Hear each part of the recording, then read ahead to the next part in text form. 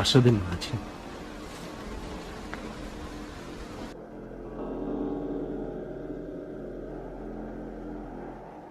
Bentornati, oggi primo video dell'anno e siamo nella Val del Chiampo, nel Vicentino. Qui sotto c'è il torrente Chiampo. Andiamo ad esplorare i ruderi di un vecchio mulino. Questo si chiama il mulino Langari. Guardate dove è posizionato.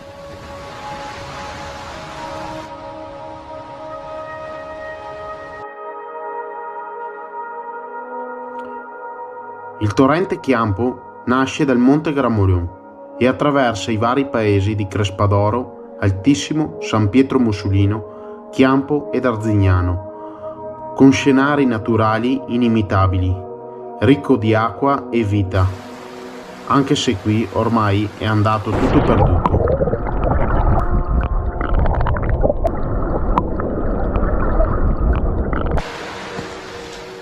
Stiamo scendendo nel torrente e poi risaliremo, dovremo trovare i primi resti.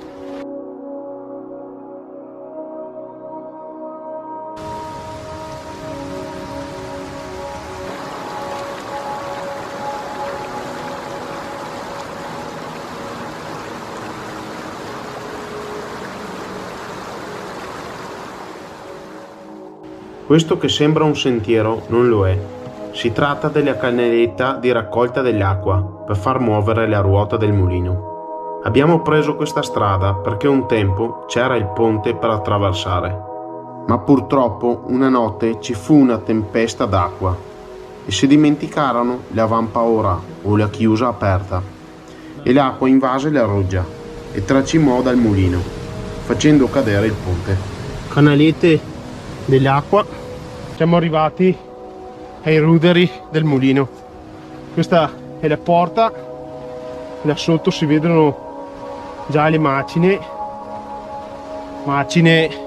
che servivano per macinare tutto il grano, il frumento che più di un secolo fa trasformavano il grano in farina. I contadini portavano, perché qui in mezzo a questi boschi ogni appezzamento di terra era coltivato e dava da mangiare agli abitanti delle contrade, quindi è un luogo sacro, si può dire, per i contadini di un tempo. Questi in basso sono gli ingranaggi della ruota e a fianco la conduttura forzata che portava l'acqua alla turbina, che con il movimento rotatorio della ruota orizzontale veniva trasferito ad un asse che a sua volta, per mezzo di ruote dentate, riportava la rotazione in senso orizzontale.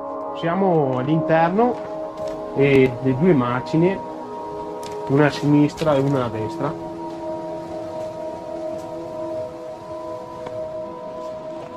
purtroppo è caduto tutto l'altare in legno che le reggeva. È veramente anche pericoloso camminare dove siamo adesso. Prima avevo incontrato delle persone del posto e mi raccontavano che il mugnaio viveva in contrada Langari e scendeva giù al mulino per ogni famiglia o cliente per macinare il grano. C'erano famiglie più ricche che potevano permettersi di pagare e famiglie più povere che non avevano soldi e loro lasciavano una parte del loro raccolto al mugnaio, che poi lui rivendeva la farina giù al paese.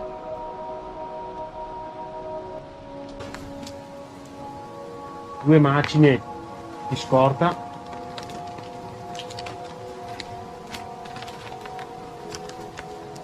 Il pezzo che vediamo qui con la lancetta era un meccanismo che serviva per azionare la rotazione delle macine. Guardate che bel pezzo storico che c'è, si vede ancora la lancetta, una A, una C, aperto, chiuso.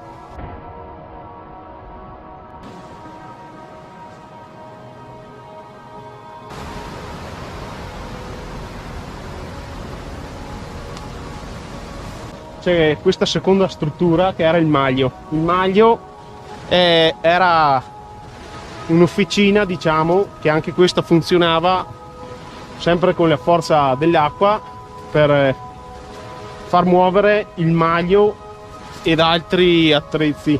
Adesso entriamo e vediamo cosa c'è. Era molto famoso e conosciuto il maglio di questa zona per le sue forgiature validissime e le riparazioni degli attrezzi sempre fatte a regola d'arte. Vediamo con 2 incastri e al centro c'è anche un pezzo di ferro rotondo. Dovrebbe essere stato posizionato il maglio che batteva il ferro, che veniva scaldato su quei 2 forni là, che erano alimentati a carbone o a legna, e questa dovrebbe essere l'asse per azionare il maglio. Praticamente questo maglio batteva qui.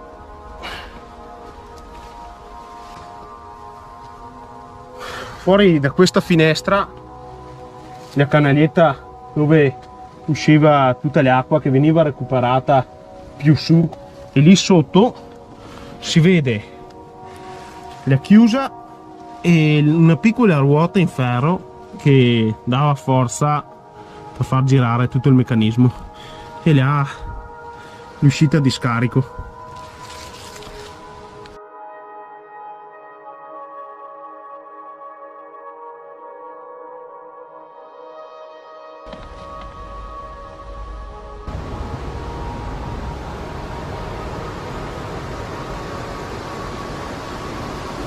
Questo cilindro avvolto dal muschio con questo tubo che esce è praticamente una botte soffiante. Come funzionava? Scendeva l'acqua e faceva salire un cilindro o scendere, non sono ben sicuro, e faceva uscire l'aria da questo tubo ed entrava dentro ai camini che abbiamo visto prima. L'aria serviva per tenere sempre alimentata la fiamma per scaldare il ferro.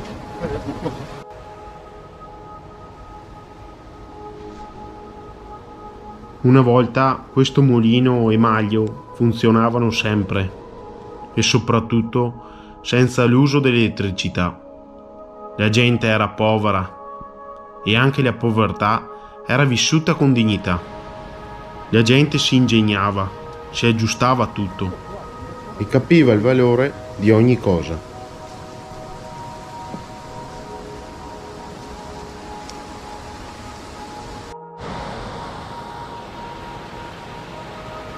Questo video si conclude qui e noi ci vediamo alla prossima avventura. Ciao!